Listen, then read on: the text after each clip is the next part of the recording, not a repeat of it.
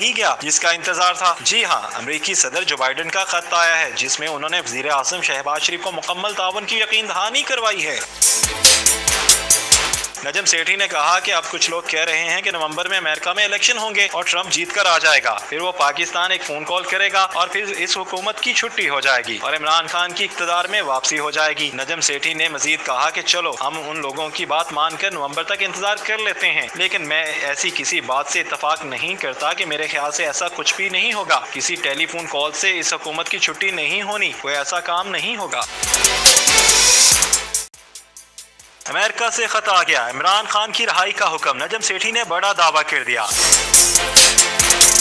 एक निजी चैनल के प्रोग्राम में गुफ्तगू करते हुए सीनियर सहाफ़ी नजम सेठी का कहना था कि आखिरकार वो शाहकार आ ही गया जिसका इंतजार था। जी हाँ, अमेरिकी सदर जो बाइडेन का खत आया है जिसमें उन्होंने वज़ीर आज़म शहबाज शरीफ को मुकम्मल ताउन की यकीन दहानी करवाई है।